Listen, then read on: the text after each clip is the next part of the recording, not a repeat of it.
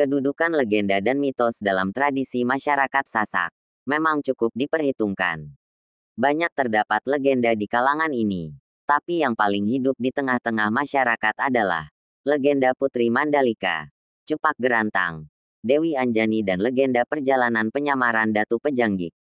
Sedikit dikisahkan, mitos atau legenda Putri Mandalika berkisah tentang tragedi cinta segitiga antara seorang putri yang diminati oleh 3 orang pangeran yang sama-sama mempertahankan nyawa untuk memperolehnya. Karena bimbang yang berkepanjangan dialami oleh kalangan istana dalam menetapkan pilihan, menyebabkan sang putri memilih bunuh diri dengan cara menceburkan diri ke Laut Selatan.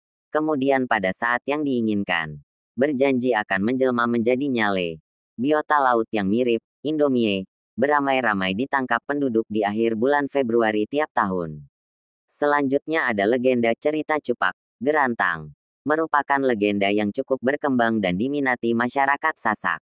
Dikisahkan, Cupak dan Gerantang adalah 2 saudara yang memiliki perbedaan karakter dan perilaku. Cupak sang kakak memiliki karakter dan perilaku yang kurang terpuji, rakus, pembohong, ingin selalu menang dan selalu menguasai. Dengan karakter yang dimiliki oleh Cupak ini, masyarakat Sasak biasanya enggan bila dikatakan memiliki karakter seperti Cupak ini. Semisal, pengelorande marak Cupak, Anda makan seperti Cupak. Bila ada orang Sasak yang menuduh demikian, maka tertuduh segera membuat perhitungan yang akhirnya penuduh pun siap-siap mengklarifikasi tuduhannya. Selain itu, ada legenda Putri Dewi Anjani, jelmaan Ratu Jin Sakti yang menetap di Gunung Rinjani. Ratu Jin atau Putri Dewi Anjani inilah yang berupaya meratakan bagian bumi Lombok dengan mesin keruknya berupa burung, beberi. Setelah bumi Lombok dianggap layak untuk dihuni, maka sang Ratu Jin berubah rupa menjadi perwangsa manusia. Yang terakhir adalah legenda penyamaran Datu Pejanggik sambil menyusuri pantai selatan. Karena tak dikenal sebagai raja, sepanjang perjalanannya menemukan ujian-ujian kesabaran ketika berhadapan dengan beberapa orang penduduk desa yang tak mempedulikannya. Ini mungkin menyakitkan bagi dirinya bila keinginannya tidak dikabulkan. Maka sang raja mengucapkan kutuk dan berlaku hingga sekarang. Dalam kisahnya, di sebuah dusun bernama Serenting Desa Kuta Kecamatan Pujut. Di dusun itu hingga kini tumbuh pohon kelor yang tidak bisa berbuah. Kutukan ini terjadi ketika sang raja beristirahat dan ingin menyantap sayur buah kelor.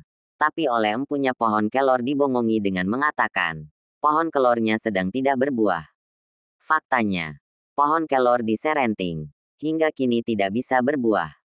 Sang Datu melanjutkan perjalanan menuju dusun Tarung Arung dan beristirahat sejenak, untuk sekedar santap siang.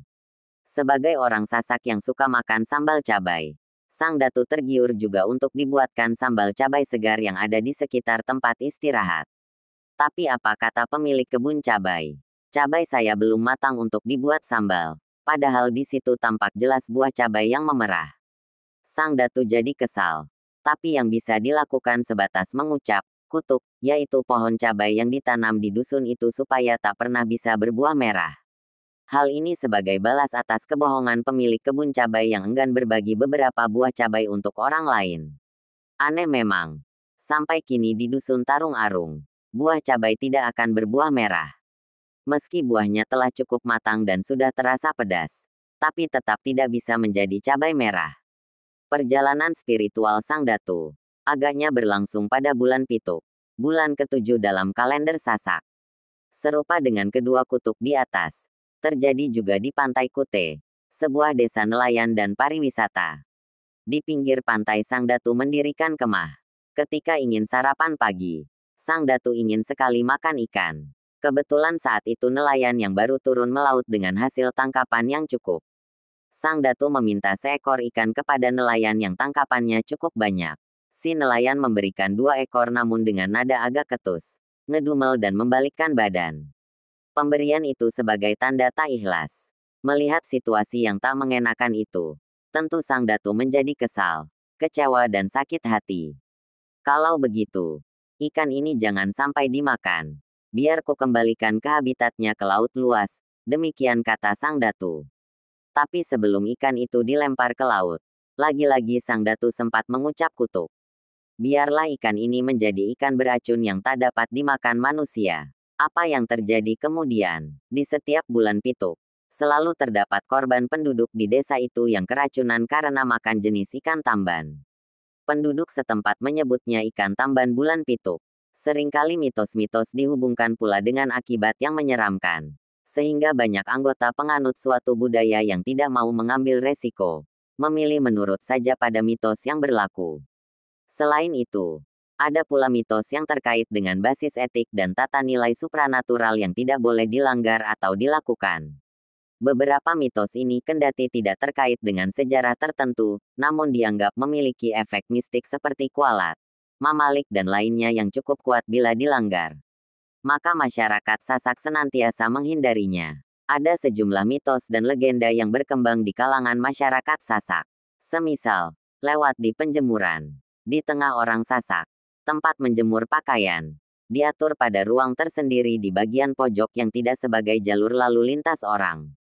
Pengaturan ini dilakukan berkaitan dengan fungsi penjemuran yang digunakan untuk menjemur pakaian dari jenis apa saja, bahkan hingga pakaian gombal atau celana dalam. Fungsinya terlalu umum, menyebabkan orang Sasak berpantang lewat di penjemuran, karena dipercaya dapat menghilangkan ilmu kedikdayaan yang dimiliki. Orang Sasak menyebutnya campah. Ada lagi mitos seperti transaksi malam hari. Sampai kini mitos seperti ini tidak ada yang berusaha menyingkap alasan tidak dibolehkannya transaksi mengeluarkan uang pada malam hari. Mitos ini banyak dianut di desa-desa, tapi sudah tidak lagi dianut oleh masyarakat kota. Begitu juga dengan jual beli dan pinjam meminjam peralatan yang terbuat dari bahan besi. Banyak yang tidak melakukannya di malam hari. Salah satu alasan yang masuk akal, mungkin berkaitan dengan keraguan. Kalau-kalau terjadi salah hitung untuk uang, atau dapat melukai kalau-kalau melakukan transaksi yang berhubungan dengan bahan besi. Selain kedua mitos di atas, ada juga mitos lain seperti ketika sandikale. Sandikale adalah waktu antara matahari akan tenggelam, tapi belum tiba waktu maghrib.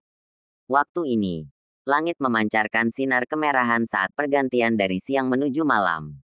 Menurut orang Sasak, pada saat seperti ini, segala bentuk permainan kesenangan dilarang terus berlanjut. Alasan yang dikemukakan untuk mendukung mitos ini, bermain pada saat itu dapat mendatangkan penyakit.